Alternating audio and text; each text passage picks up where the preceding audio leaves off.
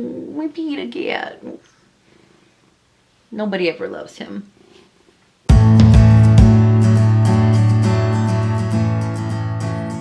Hey guys, welcome back. And today I've just got a fun video, and these are just eyeshadow palettes I'm glad I passed on, or I'm not sad I missed out on. I don't know what I'm gonna name this, but that's the general idea of this video. Now, for those of you who know me or who found me through my collection video or know, I am a palette hoe faux show. I love palettes.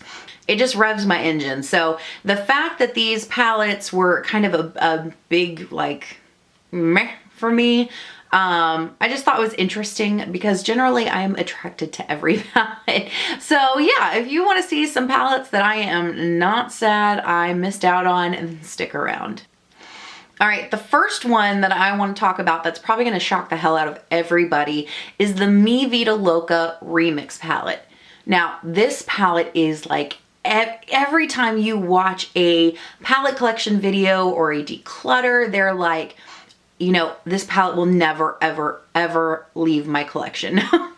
This palette will never leave my collection. And it's beautiful, and I love the color wheel, and I love the artwork for it. But for me, it would just be another big bulky palette that would sit in my collection that I would never ever use. It would be like the Metal Matte palette for me. That palette is gorgeous, but it sits in my collection and I never ever use it. And I have so many bright eyeshadows, I feel like it would just be completely overlooked because it is just so impractical when it comes down to the day-to-day use of the palette. So I know this is probably starting off in a shocking manner, but I am actually really not sad at all that I missed out on that palette. There is no FOMO for me on that palette. The next palette I want to talk about is one that everybody seems to love, and that is the Blood Sugar palette from Jeffree Star. Now, I know I have my feelings about Jeffree Star. Putting those aside, this is nothing personal. And by the way, I was really sad to hear that his dog died. I know that losing a pet is the most horrible thing, or one of the most horrible things that can happen. So definitely condolences. So this is not ragging on Jeffree Star. This is just that palette. So I bought the Beauty Killer palette and I reviewed it and I actually really liked it. I enjoyed the formula. I really wanted the Androgyny palette. I thought the Thirsty palette was really beautiful, although the packaging kind of weirds me out a little bit. Is it like oddly sexual and it just kind of grossed me out a little bit? Is that weird? I'm not a prude by any means, but it just, the visuals on it was awkward.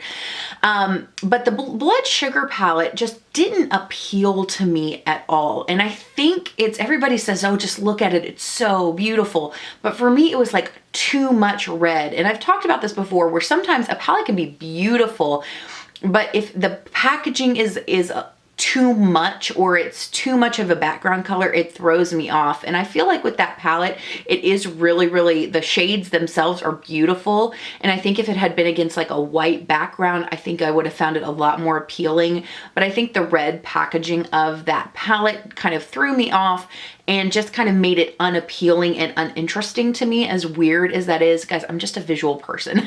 This is just how my mind works.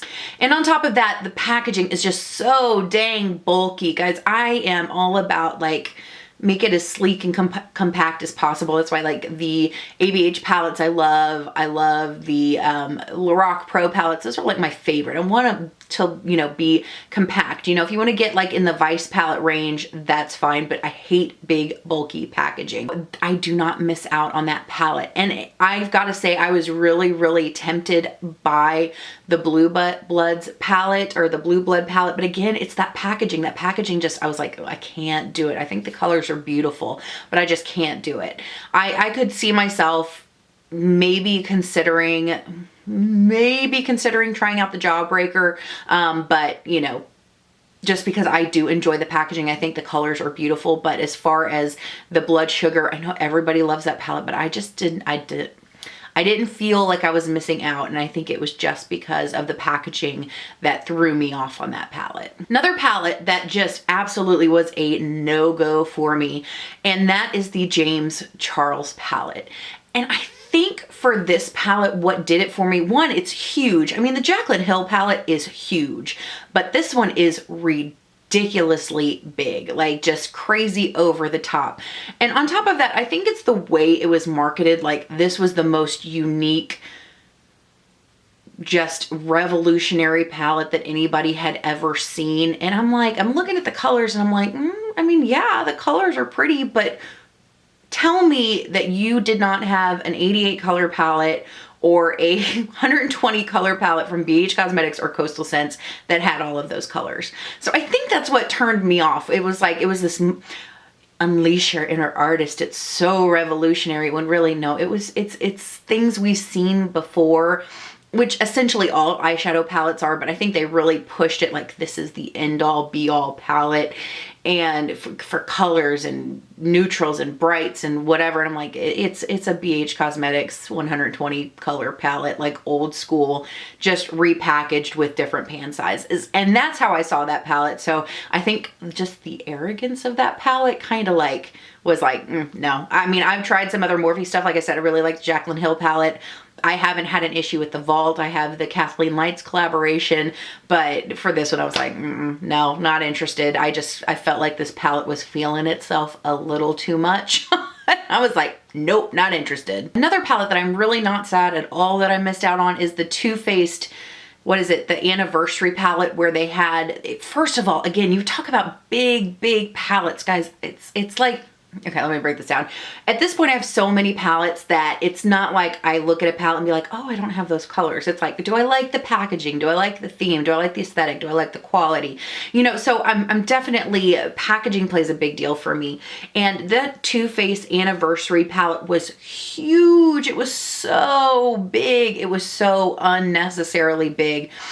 I liked the idea of these are the colors and these are the colors reimagined and, you know, in a more modern sense. I really liked that about the palette, but I just felt like they just overdid the packaging. It was just too much. I would have never reached for it. You know, and it's just one of those palettes where it would just be a companion palette anyway. And when I'm looking for a companion palette, I want something that's not going to take up my entire desk when I'm using it. I want to grab something that I can, you know, take with another palette when I'm traveling, or you know what I mean? Just make it easy to use. And I think sometimes this cumbersome packaging is just a big deterrent for me, as you can see throughout this video. But yeah, I am not sad that I missed out on the Too Faced, what is the name of that one? It's called the Too Faced Then and Now eyeshadow palette. So I am not sorry I missed out on that. Sorry, Too Faced. Okay, not to rag on Too Faced, but another palette that I am not sorry I missed out on is the NikkiTutorials Power of Makeup palette. Now, I love Nikki, and I almost bought that palette just because I enjoy her tutorials so much and her channel so much. And I was actually, I remember I was in Ulta, it was around Christmas time, I think that's when that palette came out, and I had it in my hands and I was like, oh, there's like one left. I've got to grab it. And I went and grabbed it, and then I was like, okay, well, let me swatch it, because the display was still up, and I swatched it and I was like, it's not good. It was not good. I'm sorry. It just was not good. And I was like, I'm not paying the 60 bucks for this. So, I mean, I was really disappointed that that palette did not perform, because I love her Power of Makeup video. I love her tutorials. I think she's just really inspirational.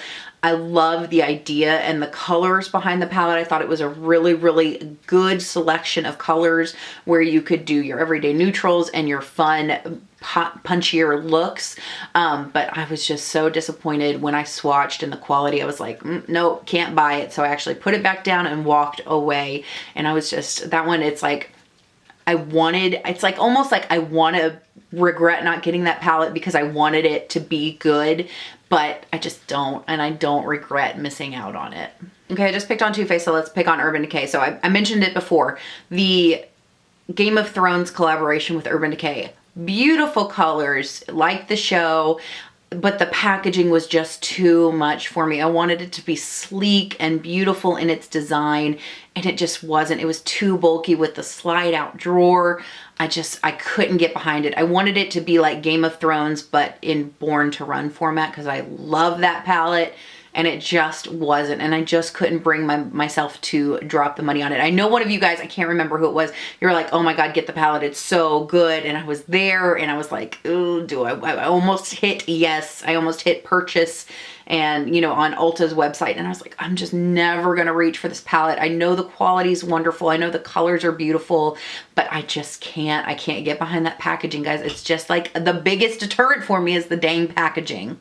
And in that same vein, the Alice in Wonderland Through the Looking Glass palette, I could not get past it. It's just like, I hate the idea of flipping it up and open up the drawer, you know, or the doors for a saying, and then you pull out the drawers, and the colors are really beautiful, but I would never use it. I had that Urban Decay Book of Shadows 4 Redux in my drawer for probably 6 years, and I barely touched it. I used to use it all the time, but I barely touch it now because it's so bulky, and it's now on my Poshmark. So I knew, because I was not going to use that palette, because I haven't used this old Book of Shadows palette. I was like, I can't buy it just because it's Urban Decay, and I love Urban Decay, and I like collecting Urban Decay. I have to let this one go, and I do not miss it. I don't regret it. I don't feel like I missed out by not getting that palette. Another palette that I am glad I totally passed on is the Carli Bel Deluxe Edition palette. Now, I have the original one and I love it. I think it's a beautiful palette. I love the highlighters. I think the textures of the eyeshadows are absolutely gorgeous. And I just don't understand why they came out with this big honkin' version. I was like, why? Just keep selling the original one. It's so good and it works for so many different skin tones.